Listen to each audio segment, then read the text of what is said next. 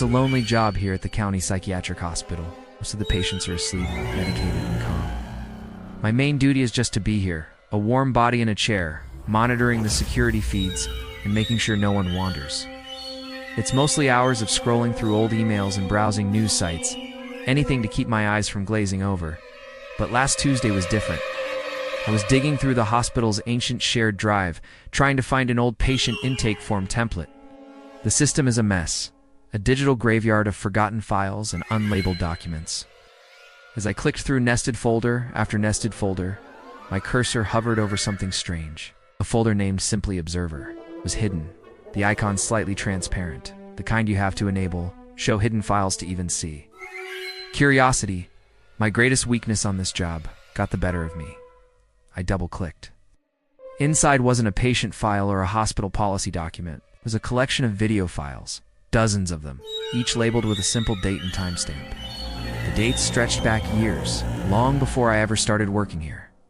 The first file I opened was from 3 years ago. The video flickered to life, showing a grainy, black and white feed of a patient's room. It was room 37. I recognized it instantly because it has been empty for as long as I've been here. They say it's under renovation, but the work never seems to start. In the video, a man was sitting on the edge of the bed, talking. There was no audio, but his gestures were frantic, his face a mask of desperation. He was pointing at the corner of the room, then at the camera, then back at the corner. He looked terrified. He was pleading with someone or something that I couldn't see. I checked the patient logs for that date.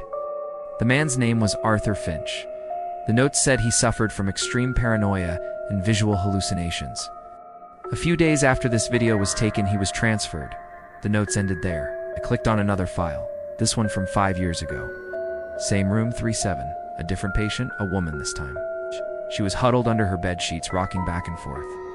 Even without sound, I could feel the terror radiating from the screen. She would peek out from the blanket, her eyes wide, staring at that same empty corner of the room. I checked her file too, severe delusional disorder. She claimed something was watching her from the corner, something that fed on fear. She was eventually moved to a higher security facility. My heart started pounding in my chest. This wasn't just a coincidence. I went through file after file, a dozen different patients, all in room 307, all from different years. Each video showed the same pattern. The patient would be fine for a few days, then they would become fixated on the northeast corner of the room. They would describe being watched, being tormented by a presence no one else could see. And every single time their diagnosis was updated to include severe paranoia or hallucinatory psychosis. Then they were transferred away. Who was recording this, and why? The folder name, Observer, sent a shiver down my spine. Was the observer the person recording, or was it the thing in the corner of the room? I started to feel a prickling sensation on the back of my neck, the kind you get when you feel like you're being watched.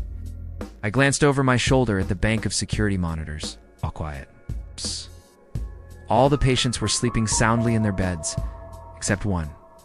On monitor 9, the feed for room 214, a patient named Elias was standing up. He was a new admission, a quiet man in his 50s, brought in for what the doctors called a sudden psychotic break. He was standing in the middle of his room, perfectly still. Then, slowly, he turned his head and looked directly into the camera. His eyes were wide, with a familiar terror. He raised a trembling hand and pointed, not at a corner in his room, but directly at the screen, directly at me. My blood ran cold. That was impossible. He couldn't see me. I was in a control room 2 floors down. It had to be a coincidence. But then he started mouthing words, slowly, deliberately. I leaned in closer to the screen, my breath catching in my throat. I could read his lips. It's behind you. I spun around in my chair so fast it almost tipped over. The control room was empty. The door was locked. There was nothing but the hum of the computers and the faint glow of the monitors. I let out a shaky breath, laughing at myself. I was letting this get to me. It was the night shift, the isolation, the creepy old files. I was just spooking myself. I turned back to the monitors, but I couldn't shake the feeling. The Observer folder was still open on my screen. I had to know more. I started digging deeper, not in the video files, but in the hospital's administrative records. I searched for room 37. What I found was a series of work orders, all for electrical maintenance in that room, all signed off by the hospital's chief administrator, Dr. Alistair Finch. Finch, the same last name as the first patient I saw, Arthur Finch. I ran a search. Dr. Alistair Finch was Arthur's father. My mind raced. Why would a father secretly record his own son's deteriorating mental state? And why all the other patients too? I kept digging, found encrypted email exchanges between Dr. Finch and a research group from a private corporation. They talked about environmental stimuli, neuroresponse, and harvesting data. They weren't treating these patients. They were using them. They were studying the effects of what? Then I saw it. A single, password-protected file in the Observer folder that I'd missed before. It wasn't a video. It was a research proposal. The password hint was, "What is the Observer?" I tried everything. Room 37, Finch, paranoia. Nothing worked. Then I thought about the patients. What they all had in common. They were all afraid. They all felt watched. I typed in the word, fear. The file opened. It was a blueprint, not for a building, but for a device. A device that was installed in the walls of room 37. The document called it a Psycho-Acoustic Resonator. It was designed to emit a low-frequency signal that was imperceptible to most people.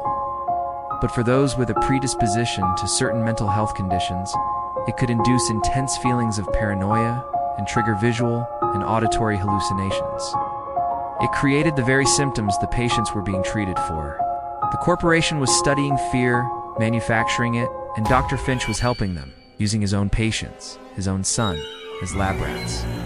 The Observer wasn't a ghost, it was a machine. My hands were shaking. This was monstrous. This entire hospital, or at least a part of it, was a laboratory. As I was reading, a new email popped up on my screen. It was an automated alert from the security system. Irregular activity detected in room 37. My stomach dropped. I switched the monitor to the live feed for room 37, the room that was supposed to be empty. The camera was on. Standing in the middle of the dusty, sheet-covered room was a figure. It was Dr. Finch. He was looking at the equipment in the corner, the spot where all the patients had stared. He had a small device in his hand and he was adjusting something on the wall. He was tweaking the machine. Then he turned, looked straight into the camera, a cold, clinical expression on his face. He knew someone was watching. He knew I had found his secret. He raised the device in his hand and pointed it at the camera.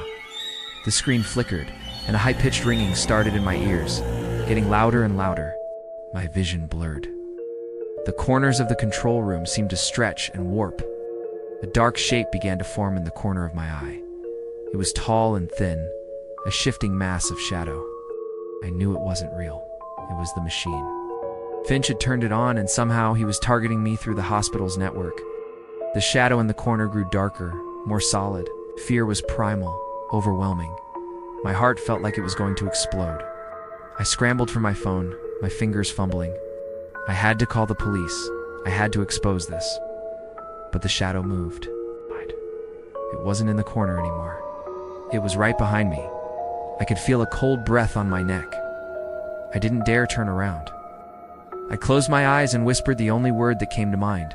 Observer. I don't know how long I sat there, paralyzed by a fear that was both real and manufactured. When I finally opened my eyes, the sun was rising, streaming through the small window in the control room. The shadow was gone. The ringing in my ears had stopped. Dr. Finch was gone from the monitor. I immediately copied the entire Observer folder onto a flash drive and walked out of that hospital. I never went back. I sent the files to every journalist and law enforcement agency I could find. An investigation was launched. Dr. Finch and the corporation were exposed. The story was everywhere for a while, but things have a way of getting buried. The hospital is still open. They say room 37 has finally been renovated, but I know the truth, and it changed me. I can't trust silence anymore. Every time I'm alone in a quiet room, I feel a prickle on my neck. And sometimes, just for a second, when I look in the corner of my eye, I see a shadow. I don't know if it's just the memory, or if a part of that machine's signal is forever imprinted on my brain. All I know is that I've seen what's behind the curtain, and I'll never stop looking over my shoulder. Thanks for listening to my story. Stay safe out there.